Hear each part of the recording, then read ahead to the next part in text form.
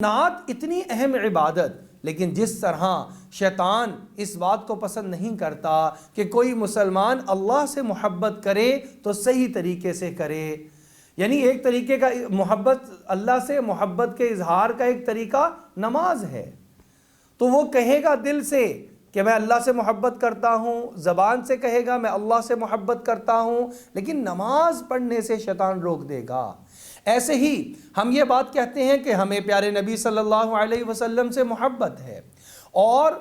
ہمیں نعت پڑھنے کا شوق بھی ہے، نعت سننے کا شوق بھی ہے، لیکن نعت میں آج کل ایسی چیزوں کو بیچ میں داخل کر دیا گیا جس کی وجہ سے وہ عبادت اپنے نور کو کھو دیتی ہے، اور وہ عبادت بعض اوقات عبادت کے رنگ سے نکل کر نعوذ باللہ گناہ کے کمانے کا ذریعہ اور سبب بن جاتی ہے۔ مثال کے طور پر ایک آدمی نعت پڑھ رہا ہے، لیکن اس کو کسی انڈین یا پاکستانی گانے کی طرز کے اوپر پڑھنا شروع کر دیا۔ اب اس کو سننے والا نعت کے کلمات تک تو بعد میں پہنچے گا، پہلے گانے کی ٹون کو سن کر گانے کی طرف دھیان اور توجہ پہلے چلی جائے گی۔ اب دیکھیں، نعت سے مقصود تھا اپنے پیارے نبی صلی اللہ علیہ وسلم کے ساتھ تعلق جوڑ دینا، اور اس گانے کی طرز والی نعت اس نے کیا کام کیا کہ اللہ سے بھی توڑ دیا، اللہ کے نبی علیہ السلام سے بھی رشتہ توڑ دیا، اور انڈین گانے کی طرف توجہ دلا دی۔ چونکہ انڈین گانے ہمارے رواج میں ہیں، چونکہ پاکستانی گانے ہمارے رواج میں ہیں، ہماری گاڑیوں میں وہی لگے ہوتے ہیں، ہماری بسوں میں وہی لگے ہوئے ہیں، ہمارے ہوٹلوں پہ وہی لگے ہوئے ہیں، لہٰذا اس کو کانوں نے بہت دفعہ سنا ہوا ہے۔ جیسے ہی گانے کی ٹون چلتی ہے، پڑھ نعت رہے ہیں، مسجد میں موجود ہیں، آپ صلی اللہ علیہ وسلم سے محبت کا اظہار کر رہے ہیں، لیکن ٹون جو ہے اس کی گانے کی چل رہی ہے۔ یہ خرافات بیچ میں آج کل داخل ہو گئی، ان سے اپنے آپ کو بچانا بھی ضروری ہے۔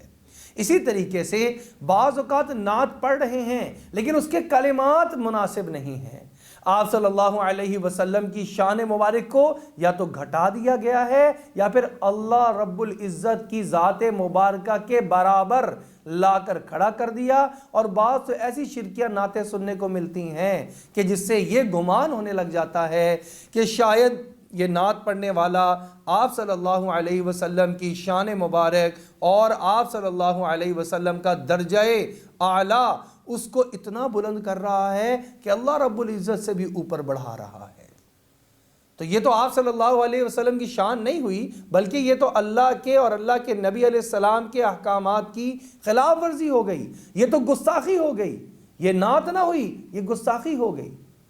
اس لیے سمجھنے کی ضرورت ہے کہ کلمات بھی شرکیہ نہ ہوں، اس کے اندر گانوں کی دھن بھی نہ ہو، اور میوزک کو بھی نہ شامل کر لیا جائے، تو ایک سادہ الفاظ اور سادہ انداز سے لے بنا کر بے شک پڑھا جائے، خوبصورت لہجہ بنا کر پڑھا جائے، لیکن اس میں یہ دیگر خرافات نہ ہوں جس سے آقا دو جہاں صلی اللہ علیہ وسلم نے منع فرمایا ہے۔ تو یہ ایک بہت بڑی عبادت ہے، اور آج ہم بھی انشاءاللہ مجمع میں سے کسی سے درخواست کرتے ہیں کہ وہ آئیں اور آ کر ہدیہ نعت رسول مقبول صلی اللہ علیہ وسلم یہاں پر پیش فرمائیں۔ ربیع الاول کا مہینہ بھی ہے، مناسبت بھی ہے، اس لحاظ سے آئیں اور آ کر نعت جو ہے وہ پڑھ لیں۔ آپ تشریف لائیں گے؟ جی آ جائیں ماشاءاللہ۔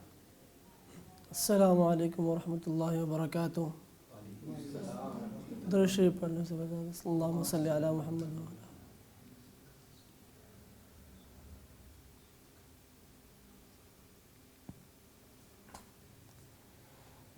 مدینہ ہے جہاں پر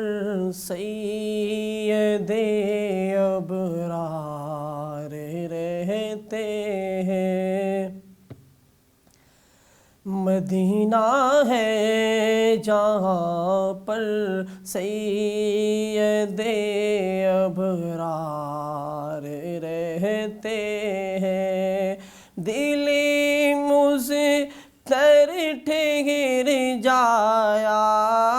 دلی مضطر ٹھہر جایا، تیرے غم خوار رہتے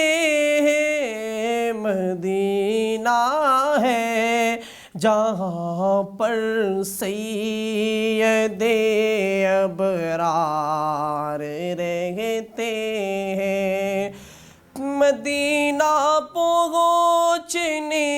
والے ادب ملحوظ خاطر رکھ، مدینہ پہنچنے والے ادب ملحوظ خاطر رکھ، وہاں پر